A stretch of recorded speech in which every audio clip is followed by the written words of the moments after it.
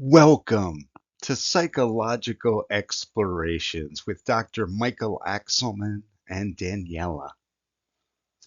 Today we revisit the collection of papers, Deprivation and Delinquency, put together by Claire Winnicott, Ray Shepard, and Madeline Davis. Aggression, Guilt, and Reparation from 1960.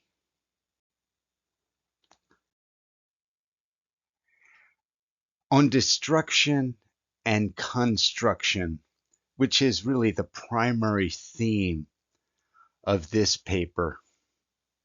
And I quote, ideas of destroying an object turns up, a sense of guilt appears, and constructive work results.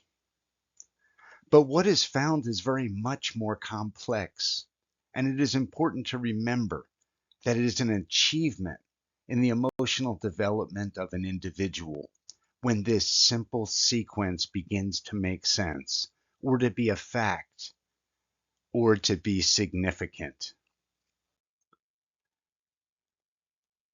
And it's connected very closely to the development of a sense of guilt.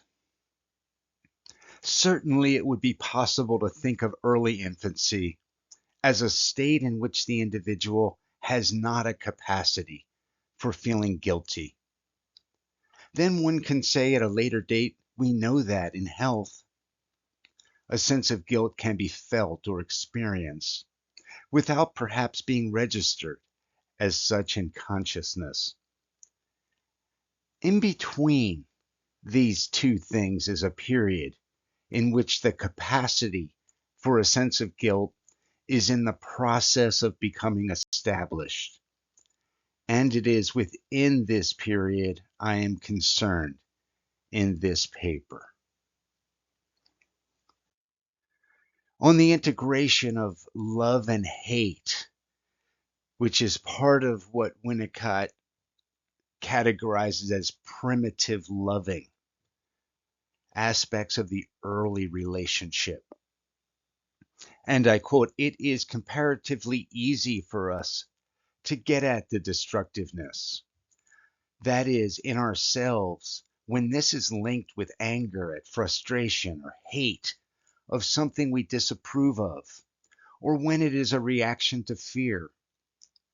The difficult thing is for each individual to take full responsibility for the destructiveness which is personal, and that is inherently belongs to a relationship, to an object that is felt to be good.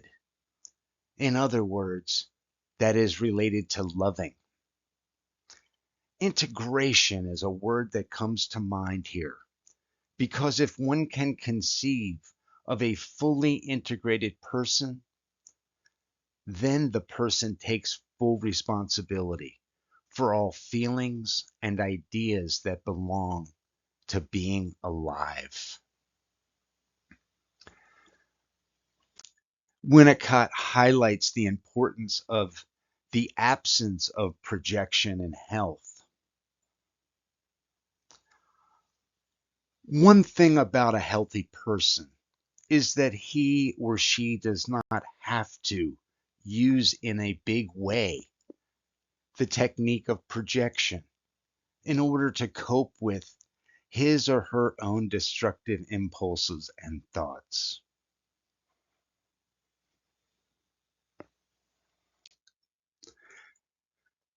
Winnicott highlights the importance of timing.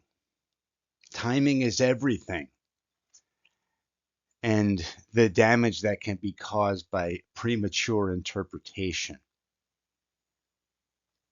I made a mistake which nearly ended everything. I interpreted the very thing, oral sadism, the ruthless eating of the object belonging to primitive loving. I had plenty of evidence, and indeed I was right, but the interpretation was given 10 years too soon. I learned my lesson.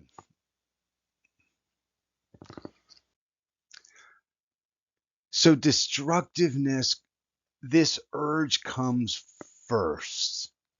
He had to reach to the destructive urge first. And he had to reach in his own time, in his own way.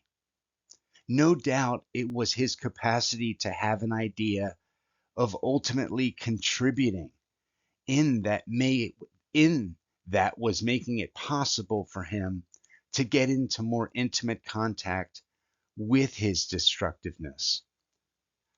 But constructive effort is false and worse than meaningless, unless, as he has said, he has first reached to the destruction.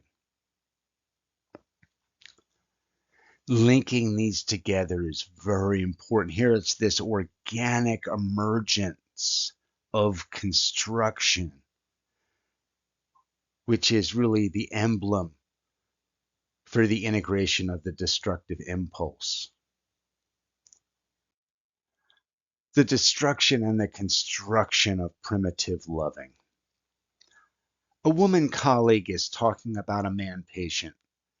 This man reaches to material which can properly be interpreted as an impulse to steal from the analyst. He in fact says to her after experiencing a good piece of analytic work, I now find I hate you for your very insight, the very thing I need of you. I have the impulse to steal from you, whatever there is in you that makes you able to do this work. Now, just before this, he had said in passing how nice it would be to earn more money so that he would be able to pay a higher fee. You will see the same thing here, a platform of generosity reached and used so that from it a glimpse might be gained of the envy, the stealing, and the destructiveness of the good object, that which underlies the generosity and which belongs to primitive loving.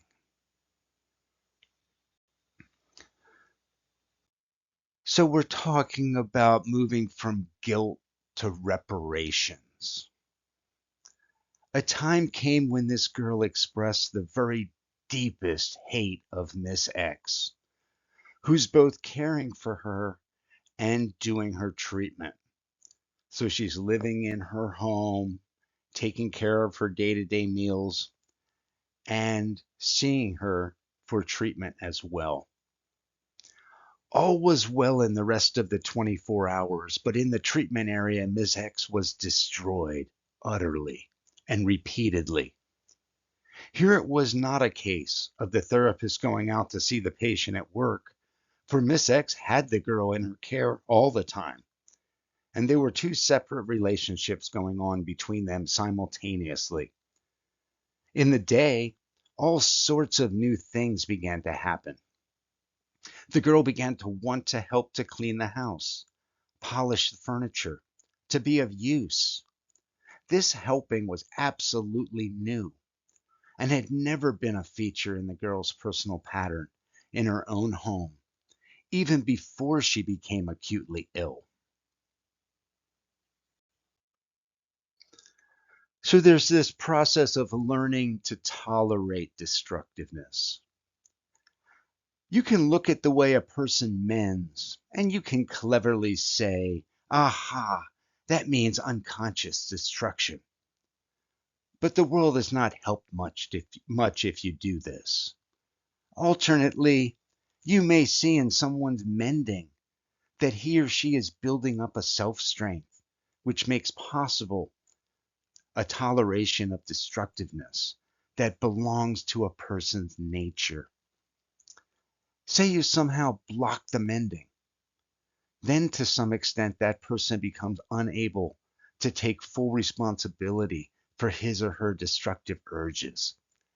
And clinically, the result is either depression or else search for relief by the discovery of destructiveness elsewhere, That is to say, by mechanisms of projection that we discussed earlier. In closing, Winnicott brings our attention to a potential sense of guilt rather than the actual experience of guilt itself. We may use the ideas I have discussed in order to enjoy some intellectual understanding of the way a sense of guilt works, being at the point of transformation of destructiveness into constructiveness. It must be pointed out here that the ordinary sense of guilt that I am talking about is silent, not conscious. It is a potential sense of guilt, annulled by the constructive activities. Clinical sense of guilt that is a conscious burden is rather another matter. Thank you for joining us today for another presentation from Psychological Explorations. Please come back for future offerings. Take care for now.